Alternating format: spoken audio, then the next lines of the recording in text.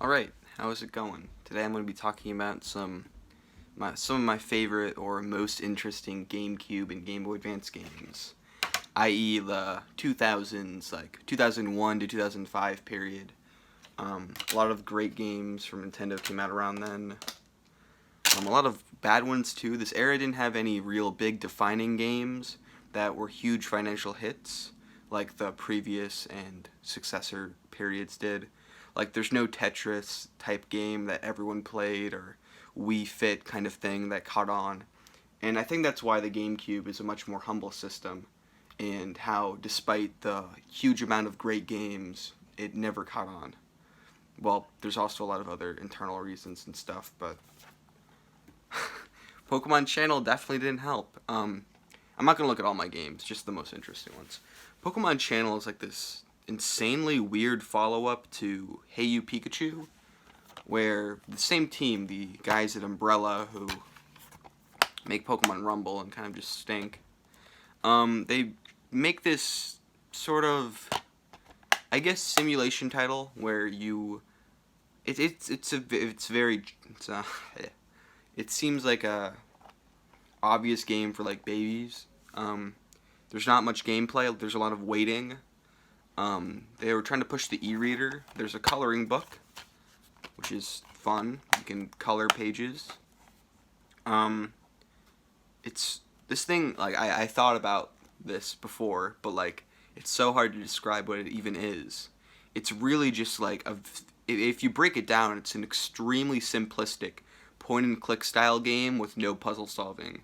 So you just like watch cutscenes. And I guess Pokemon Channel TV, that's it.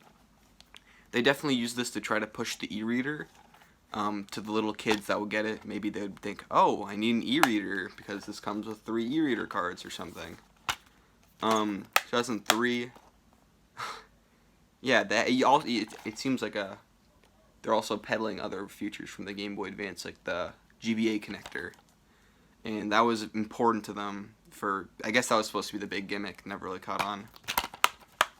The next game is a very well-known one, Super Mario Sunshine. This is a fantastic Mario platformer. It just has so much style. The world is amazing. I've always loved this game. Before I even played it, I just desperately wanted to try it out. This game just has such a different flavor. It's like, it's just strange. I don't know. Could probably think of a better way to describe it. It's very radical in that way, 2000s way. It almost seems like with the water jetpack, it almost seems like it's going into the extreme sporting. So yeah, Sunshine, the world of Isle Delfino is so mystical. It just seems boundless, like you could be there forever. This manual is really, really good. I love this manual. It just has such a nice layout. It seems like a classic issue of Nintendo Power.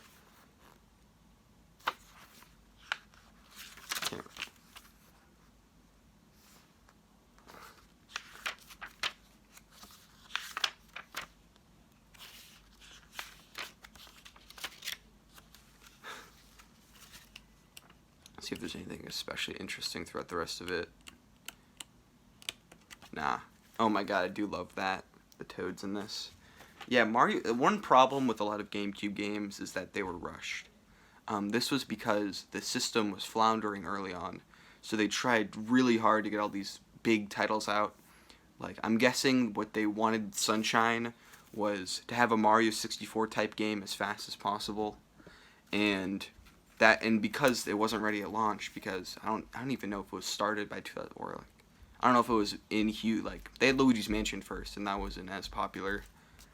They wanted this out, like, ASAP, and that sacrificed a lot of things, like, this game is very well known for having a lot of bugs, and not having as many levels as Mario 64, but it's a shame, because even as it is, it's still an amazing game. Put this back. Alright. I think I'm wearing, is this the same shirt I wore in the last video? Probably not. Crazy Taxi. This is an awesome game. This port specifically is kind of ho-hum, doesn't add anything new, and the box art is terrible. It's a arcade style game where you have to deliver people to different spots as fast as possible. This is probably my favorite arcade game. I have the third game on Xbox as well. Crazy Taxi High Rollers. I haven't played this one because I don't have an Xbox, but it's just, this game has a great attitude and style. I love the music they play, the absurdity of everything. It's super fun. Like, this is one, I play this game a lot, like, just every now and then. BD Joe is an amazing character. He should be in Super Smash Brothers. Alright, Pikmin 2. I don't own Pikmin 1 for GameCube. I only have the Wii version of that one. And this is one of the first GameCube games I got. I remember I went to a yard sale and I got a bunch of the biggest GameCube games, and it was a great little experience. And Pikmin 2 was one of them, which was a surprise because this isn't the biggest game, but it is player's choice, so, you know, maybe they got it on a whim or whatever. This game, I adore Pikmin 1 and 3, but I could never get into 2. It's just too difficult. But this game is, I still treasure this game because the official art is astoundingly good. Like, the fact that they went with something so beautiful for the cover art really says a lot about this game. This is, sure, it's an action scene, which they typically put on these kind of covers, but it's just so well, the composition is just so good, and it's just so appealing. I also have the manual, not complete. It's missing a few pages. I wonder how that happened. Get a better look at this art, the top section. Pikmin in general just has the most astounding official art. Another amazing manual. Just a really good presentation on this. Oh my god, the clay GameCube controller is literally just like, I want this.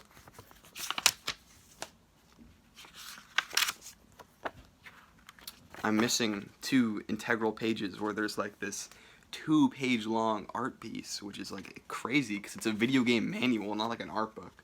But they still went through the effort to do that, which is awesome. Like, look at this. This is just such a nice layout. It's so satisfying. Got the Pikmin falling. They get a lot of mileage out of this picture of the Pikmin falling. They have it there. It's in Nintendo Power. It's on the box art too. Like, that's like one of their favorite images. Oh my god, this is one I don't see as much, but it's so beautifully weird. The Pikmin, when they're being plucked, have that expression, like always. I think this is around the part, yeah, this is around the part where I lost the middle section, 8 pages. I just wish this game wasn't so difficult. I think I haven't exactly mastered Pikmin 1 or 3. There's definitely room for improvement, and that's part of the fun with those games, but this one is just so difficult, I can't play it. I think it plays to the things I'm bad at in Pikmin. I think I'm pretty good at the resource management aspect, but when fighting enemies, it's just a completely different story. Because in the caves, when your Pikmin die, that's it. So you can't make other strategies like, oh, I'll waste some Pikmin here as a little buffer, so later on I'll have enough. It's just sad. Because I can tell this is a fantastic game, I just can't get into it. A fantastic game I can get into is Paper Mario the Thousand Year Door. This is one of the best games ever made. It's so beautiful, it has so much character, it's so fun. This is I played this at, the Paper Mario series is a bit of a weird one for me, because I remember I got Super Paper Mario, because I saw a Let's Play of it, and I was kind of enamored. I was like, whoa, this game looks cool. And then I tried this game, because I was able to rent it at a library of all things. And I fell in love with it, but I couldn't get that far. So I played Super Paper Mario, and then I went backwards with the series. But I do own this game now. It's really good.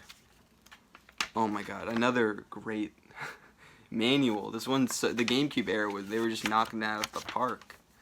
Like, oh my god, look at that. You can even see the letter in the background in the map. Oh, this is so good. Thousand Year Door is just such a good sequel because it expands every single element of the first one, and it really goes in a different direction. It's very dark, and it subverts your expectations in just the right way, while still not losing its identity. It's still very much a Mario game. There's a little bit of repetition and slowness in some aspects, but I think it's worth it because the gameplay scenarios,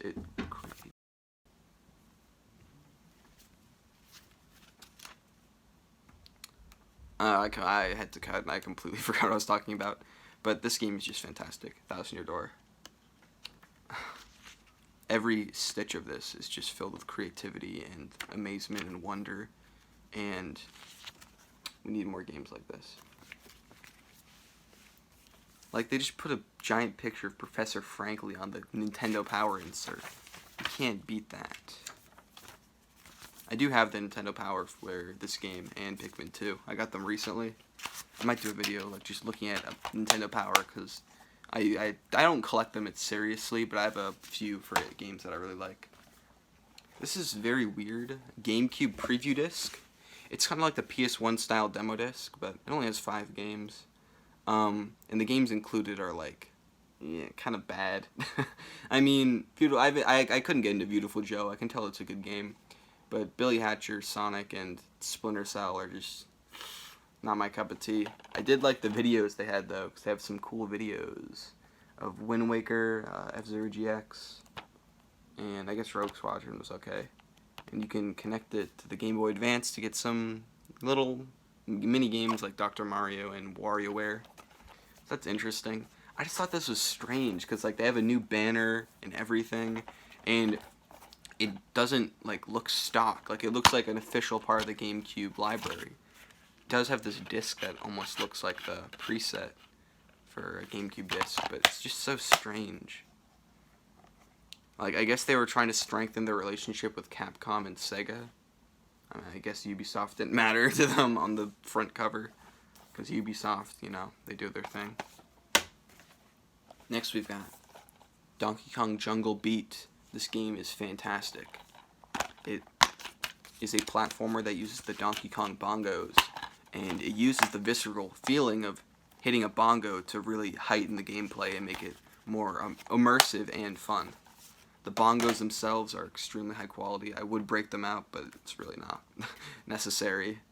The combo system is amazing. There's a great feeling of momentum. Really reminds me of Wario Land 4 in that way.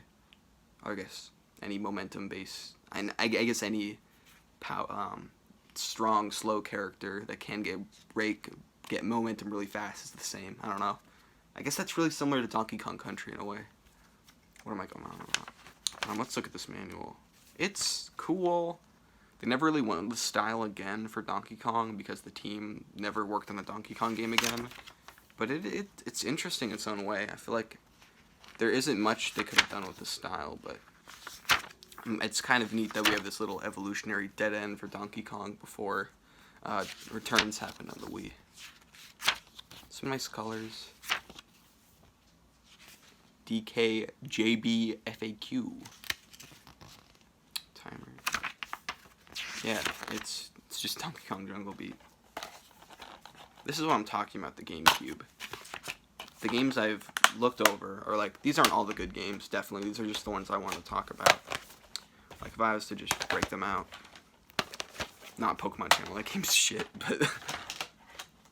These games are all great in their own way, but they're... Oh, are they upside down? These games in general are all great in their own way, but they're not system sellers to like a normal person. Like, if you were to tell someone that Paper Mario is a great sequel to the first game, they'll probably think, oh, that thing that came on the N64 right before it died that I didn't play, okay, it's fine. And Jungle Beat just seems like this kind of gimmicky garbage that no one would actually want to play. Like those GBA peg board climbing things they made with Donkey Kong. So a lot of these games were very under the radar, and if you look at their E3 presentations, they focus on the ones that were big hits back in the N64 days, like Wind Waker and Double Dash, when really those weren't their best titles. I mean, Wind Waker is a good game, but I'm not really a big Zelda fan. so I didn't talk about it, but Wind Waker was very divisive at the time, but they still focused on it quite a bit. And same with Double Dash, because it was a very loose sequel, in a way.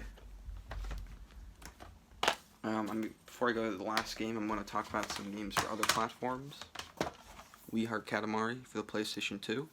This was the last Katamari game made with our original creators' involvement. So I'm glad to own this one and not like the PSP one or something. So really good box art, very simple. This game takes the concept of Katamari, rolling around stuff on the ball, and gives you different objectives. The original game kind of did that, but this one does it a lot more. Kind of prefer the approach from the original. It's a lot more streamlined and simple. And this one, oh my god, I love that. And this one, it's not as, I guess it's not as visceral. I say visceral a lot. Instinctive, like I feel like when I'm playing the original one, it just clicks immediately. And this one, there's a bit of a disconnect sometimes. This game manual is one of the greatest manuals, I think, ever. It's so charming, and it's just very pretty. Like, I love manuals that are borderline art books. And this one still gets away with telling you how to play the game, if you don't know. I'm bad at flipping through this one. Like, look at that. Oh my god, it's so beautiful. I can't keep flipping through this. Oh my gosh, that is wonderful. And all the wacky characters. This game is just so, it makes you so happy when you play it.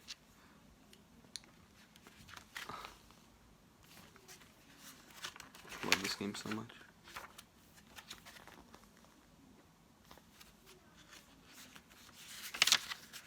Like, this is my favorite picture. I love how the alligator, he's part of the group now. They're all having fun. I want to play this game more. I've not beaten it, but I've played it a bit. The disc is the king of all cosmos. And PS2 game, now I have an Xbox game, Jet Set Radio Future. I have not been able to play this one yet, because like with Crazy Taxi 3, I don't have an Xbox. But the presentation of this thing is beautiful in that early 2000s way. I love how they went for a shiny cover, because those are infinitely better than normal ones. Prime 2 and for GameCube also goes for that. And for this, it's equally astounding and really makes me care about this game more than I normally would. If I didn't talk about it, or I haven't, I'm not going to. So this game, a lot of the style is based off of, I guess, the Japanese kind of pop. That sort of pop, like, Japanese style. It's like this magazine called Fruits that the style was based on, where it's all very colorful. There's a lot of Y2K elements. It's just beautiful. The gameplay, you graffiti stuff. You go around on a time limit. It seems really fun, like Crazy Taxi. I haven't been able to play it. I really want to. There's another release of this that comes with some car game, but this one is alone. It's a little bit expensive, but I'm glad I found it because it's so pretty. And the other one that I have the other version, and it didn't even have the right game in it, so I got a bit duped. So I'm glad to finally own this. The last game is a PAL exclusive game, Doshin the Giant, or Doshin if you're a creep. This game was a very weird experiment for the Nintendo 64 DD. It's a god game. You play as Doshin, who is an all-powerful god being. He can move the land up and down, elevate it, or, I guess, sink it. Doshin can be nice, or he can be evil. He can pick up things. There's a lot of rules when it comes to trees and making the villagers happy. It's an interesting look at the concept of being a god as a whole, which is strange to say about this little GameCube game. Doshin is a very peaceful game, very quirky. It's very simple as well. You wouldn't get a huge amount of mileage out of this if you were buying it at the time, but now that the dust is settled and it just exists, it's very fun. Same with a lot of other GameCube games like Chibi Robo. Like, I can see why you wouldn't want that for $60, but now that the dust has settled, like, I mean, I guess it's even more expensive now, but it's definitely worth playing now. This game, being a PAL game, has a different presentation than normal games. I guess that, comparing it to Jungle Beat, the GameCube headers is at a different side, and the font is standardized like that. The only 4 bubbles a little bit different. On the inside has a different. And the inside has a very different look. The GameCube spindle is different, and there's instructions for it, and the memory card slot is at a different angle or a different place. I know most people don't care about that. And the DVD case itself is different. This is the American one. It has these nice things to lock into place, and this is more standard. Comparing it to, I'm gonna compare it to the PS2 one just for my own stupid curiosity. It is a little similar to the PS2 one in that way. It's just a normal DVD case. I really like Doshin as a character. He's very silly. He moves around a lot. The original creation of this game, when they were developing the 64DD, which this was the only real game for, well, the only real, like, action game, I guess, they took the idea of, the 64DD was all about creation. You could create art in Mario Artist and upload it with the 4 Mario Artist games. SimCity 64, where you made a city. What are some other games? The 64DD. They definitely had other creation games, at least 1 or 2 others. But this one takes the idea of creation and roots it in the idea of him being a god and changing the world and how these little islanders react to having a god in general and all those other ideas that come with that. Has some interesting inserts for a European game. Some little ads that you don't get in America. This manual's in German because I imported this from Germany because the PAL UK release is more expensive because I guess it's more of a gamble because not everyone knows that this game would have English. It does, thankfully. This awesome back of the cover. Doshin, this manual is beautiful. It's another good one. You can turn to the evil Doshin, who's a devil. This game had a sequel in the 60. Yeah, man, I'm not looking great today. This game has a sequel in the 64DD, where I don't know much about it, but it's an amusement park, and it's like an expansion in a way, which is funny because then 64DD is supposed to expand already existing games, but I guess Doshin was just too alluring. The game's subtitle has the word tinkle in it, so it's about peeing, which is cool. I wonder how it plays into the themes of the first one. That'd be an interesting thing. Maybe it's more of just a fun version.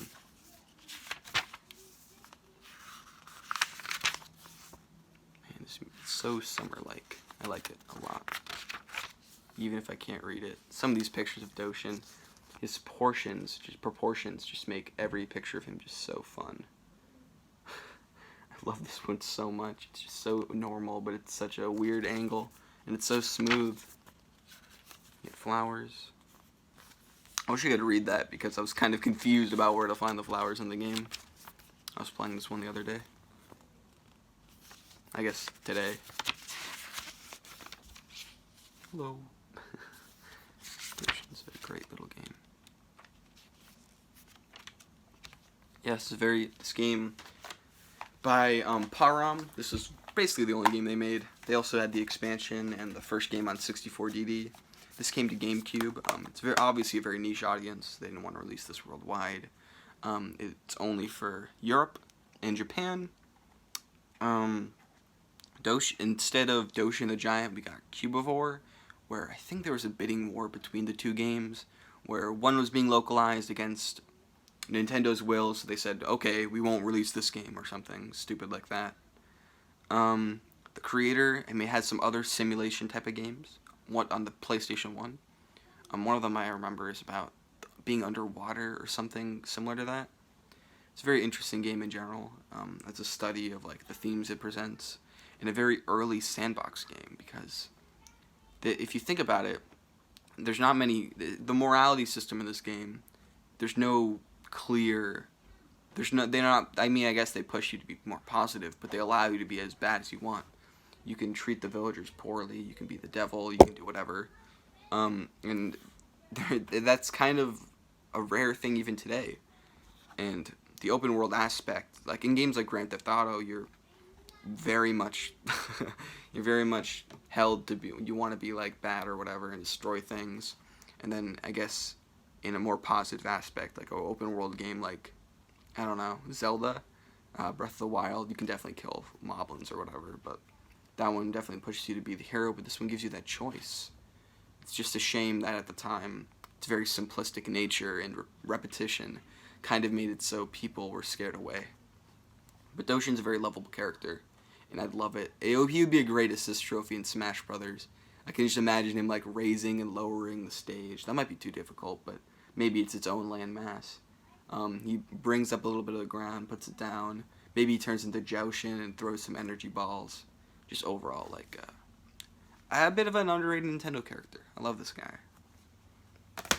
And those are the interesting game. Oh, I have Game Boy Advance games. I could go over those. I'll do that in a different video.